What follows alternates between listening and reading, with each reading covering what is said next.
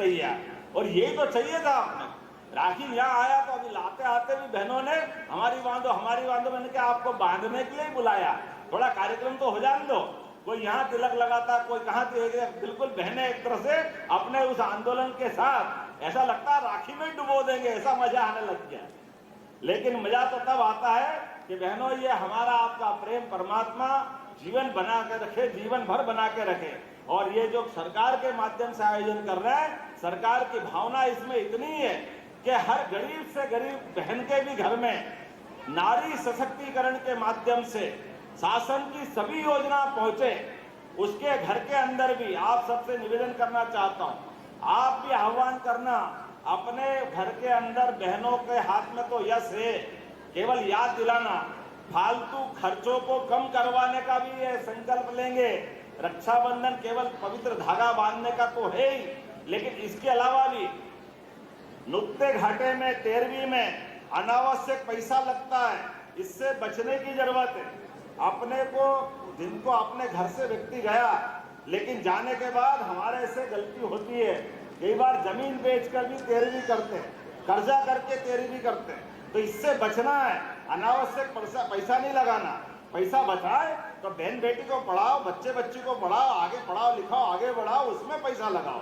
ऐसे ही शादी में भी अनावश्यक पैसा खर्च नहीं करना, इससे बचने की जरूरत है। आपकी जानकारी के लिए बता दूं, मेरे अपने बच्चे की शादी में भी केवल 100 व्यक्ति, उसमें लड़के वाले भी आ गए और लड़की वाले भी आ गए, दोनों ने मिलकर शादी। क्योंकि बच्चे का विवाह करना अच्छी बात, लेकिन फालतू खर्चा रोकना चाहिए कि नहीं रोकना चाहिए? आप बताओ, ये होना चाहिए कि नहीं होना चाहिए? जब अपने जैसे सारे लोग करेंगे, चुने हुए जनप्रतिनिधि करेंगे, तो नीचे तक ये संदेश जाता है। और आपके माध्यम से याद रखना, जैसे देवउठनी एकादशी होगी तो आप पंचायत के अंदर भी, जनपद में बड़े बड़े सामूहिक शादी के कार्यक्रम करिए। हमारे लोगों की आमदनी जो उनकी मेहनत की है वो बचा करके सरकारी योजना से उसका विवाह कराएंगे। विवाह करना मना नहीं है, लेकिन उसके ऊपर अनावश्यक कर्जा नहीं होना चाहिए।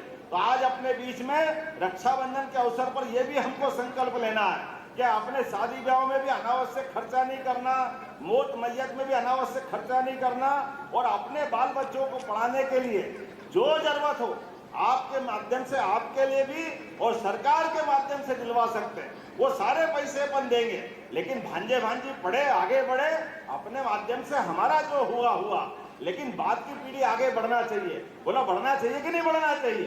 तो ताली वाली बजा के बताओ, अपने परिवार के अंदर यह माहौल बनाएंगे या आंदोलन का रूप लेंगे। इन सारे मामलों को लेकर के आज के रक्षाबंधन की ये मूल कल्पना की गई थी। मेरी अपनी ओर से पंचायत ग्रामीण विकास मंत्रालय और सभी सरकार के अन्य विभागों को भी मैं बधाई देना चाहता हूं और उम्मीद करता हूं कि रानी दुर्गावती के नाम पर, क्योंकि रानी दुर्गावती का नाम ही ऐसा है जिनके माध्यम से हर एक किसी देशभक्त की भुजा फड़कती है, जो जीते जी इस देश की आजादी के लड़ी, और कोई कारण से आखिरी युद्ध में कोई खतरा आया तो उनने अपने हाथ से खंजर घोंप करके अपनी छाती में, लेकिन देश के दुश्मनों के आगे झुकी नहीं, अपना शरीर उनके जुम्मे नहीं किया। ऐसी बहादुर रानी दुर्गावती के नाम पर ये रक्षाबंधन का पर्व है। मेरी अपनी ओर से आप सबको बधाई, बहुत बहुत धन्यवाद। भारत माता की जय। बहुत बहुत धन्यवाद।